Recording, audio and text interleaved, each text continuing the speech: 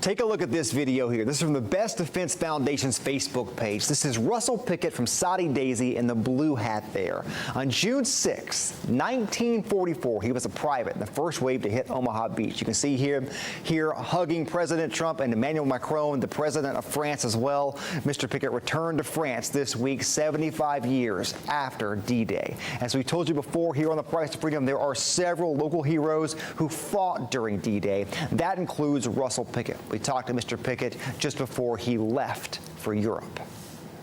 Russell Leroy Pickett was in the 29th Infantry Division, 1st Battalion, Company A. He was in the first wave to hit Omaha Beach. 4 days before the invasion, one of his officers gave a speech to the men about to go into battle. He said, if you don't want to go, you have any reason you don't want to go, you can walk up here, nothing will be said to you. We'll put you up till we leave, and then not a thing will ever be done to you. And said in other words, if you're ready to, don't want to go, just get up and walk up here. And there was none of them, not a one got up. I asked Mr. Pickett what he was feeling the morning of June 6, 1944. But you wouldn't call it really fear at that point, you know, but it was realization. You see, in other words, my job carrying a flamethrower to land.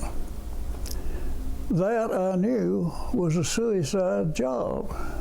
Now, that would be on my mind, you know, something like that would bother you a little bit.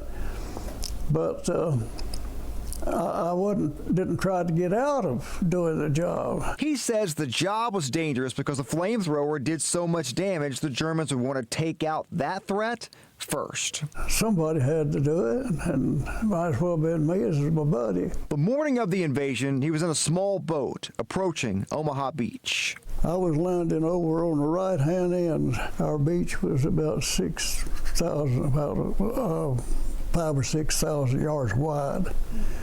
And we were moved in a company front, 6 boats. His boat was hit. He was knocked out and landed in the water. He eventually was pulled back into another nearby boat and eventually back to safety. His first objective, if he could have made it on the beach, was to take out a pillbox, a fortified position that had a .50 caliber machine gun. If I could have burnt that out, there would have been a whole lot of difference in the death anyway. That's bugged me all my life because I couldn't get there. Right now, 75 years after that day, Russell Pickett is 94 years old, and today he is back in France. This is the 3rd time he's been back to Normandy since the war ended. First time I went back over, I went on the 50th anniversary too. Walked back out on the beach about where I was left. I don't know what hit me, but I started shaking just like I was having a hard chill. Couldn't think or anything, you know.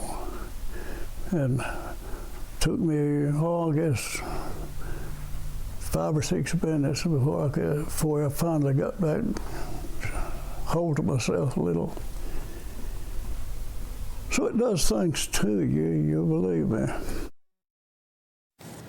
After D-Day, he was taken back to the front lines. Took him 6 days to meet back up with his company. He was one of the last of Company A to leave the war, and this week he learned he is the last living member of Company A. His trip to France was funded by an organization called the Best Defense Foundation. You can see pictures from the trip on that organization's social media pages. The program is designed to bring World War II veterans to the battlefields and cities for official ceremonies like the one today in France. It's founded by former NFL linebacker Donnie Edwards.